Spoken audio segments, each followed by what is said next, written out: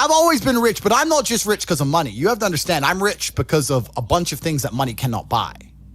Like, I know there's people with lots of money, but they don't have the network I have. They don't have the brotherhood I have. Just sitting with my boys knowing that if the bullets start flying, me and my 10 friends, we all die or no one dies. Having that brotherhood, having women who would literally, you could go to jail for 10 years and they would wait for you.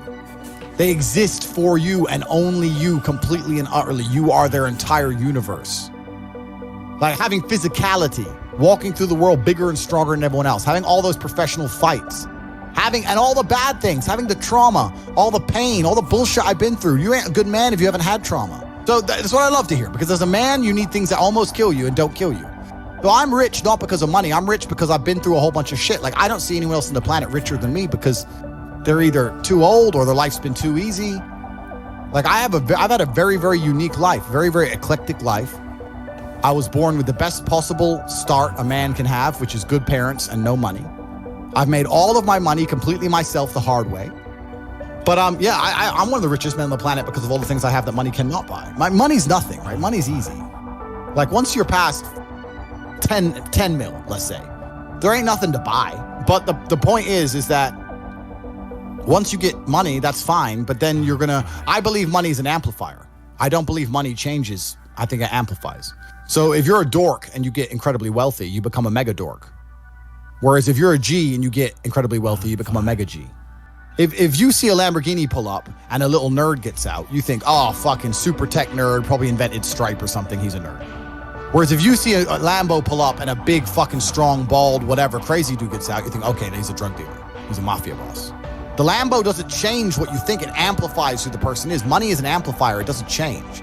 So I'm very fortunate. I'm very happy that I was poor for a long time, because I never would have been able to learn the lessons I've learned if I was rich. I would have never been able to take those risks. I would have never been able to be in those situations. I've been stabbed just like you. I'll show you my scar.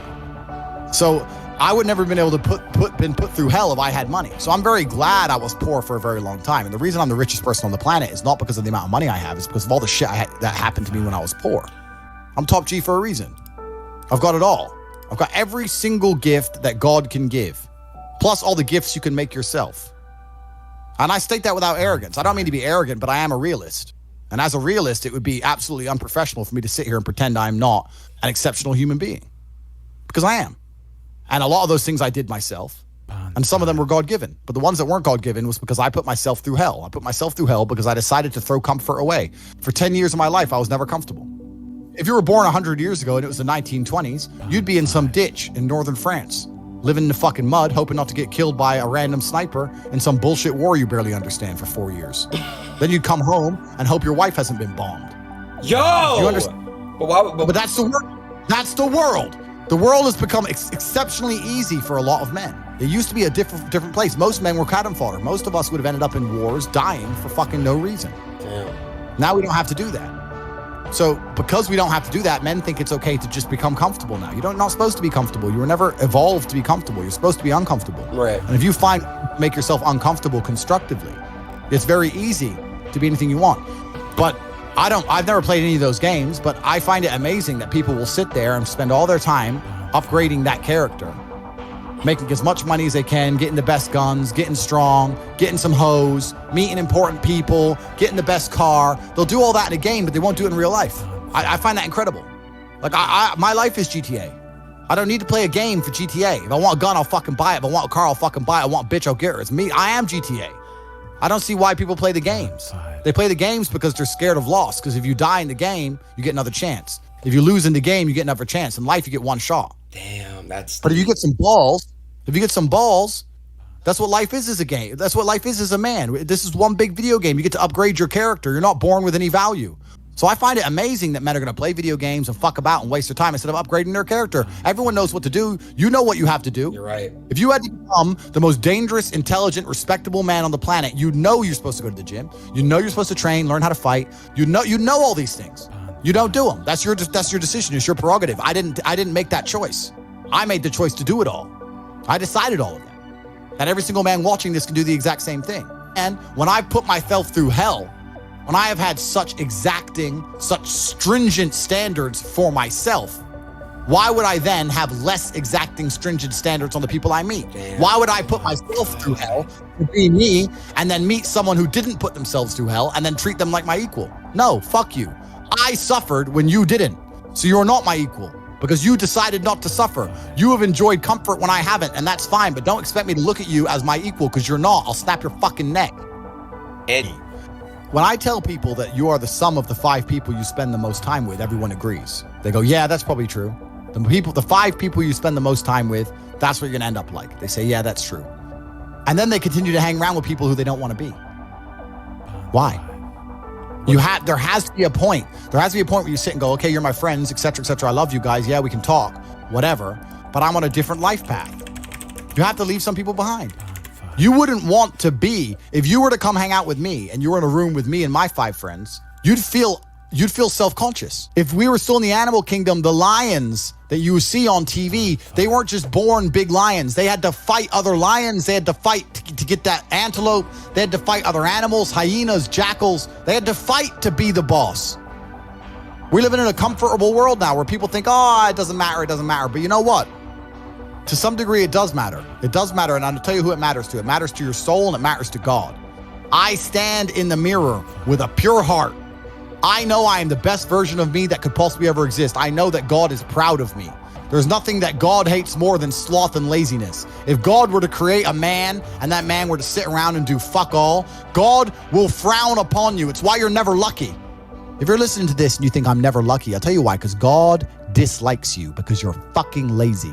Start to work. Start to show God the beauty of his own creations. You'd be amazed how lucky you'll become. Wow. God is unhappy with these people.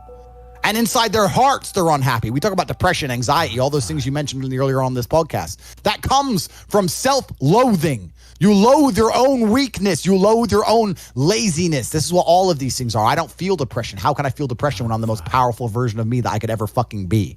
How can I feel depression when I could squeeze my own hand hard enough to break my own bones? How can I feel depression when I've smashed and destroyed 68 people's faces in front of me, men who thought they could test me in fair combat? How can I feel depressed? It's impossible.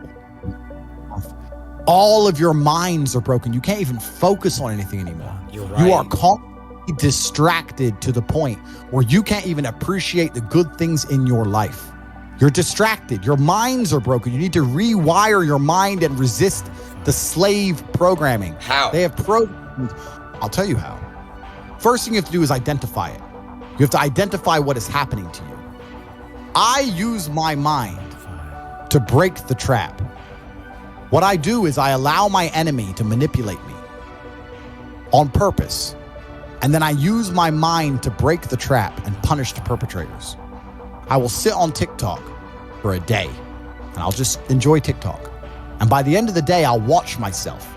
How quickly I'm looking to be entertained, how little time I give a video, how fucked up I am. And then I'll blink and I'll cure my fucking brain. You must allow yourself to be manipulated and you must fix it. All of it. You just talked about not appreciating the things you have. Then blink and cure your brain. You have to break the trap. Let me make this point because it's extremely important. If you cannot control your own mind, then you are just a feather in the wind of life because your own mind is the only thing you can control. You can't control the weather. Right. You can't control other people. You can't even control whether your heart stops beating. You might have a heart attack tomorrow. You can't control anything besides what you think.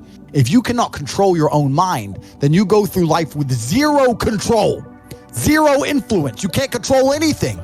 You're just a feather in the wind, waiting for life to blow you from happy place to sad place to happy place to sad place, completely hoping on the gods to be fortunate to you, because if any genuine discomfort comes your way, you're fucked. It is trained like everything else in life. It is trained. So if you find yourself not appreciating what you have until it's gone, then you must blink and cure your brain. If you find yourself unable to focus or concentrate on tasks, you must blink and cure your brain. If you find yourself unable to go and dedicate yourself to something you don't want to do, you must blink and cure your brain.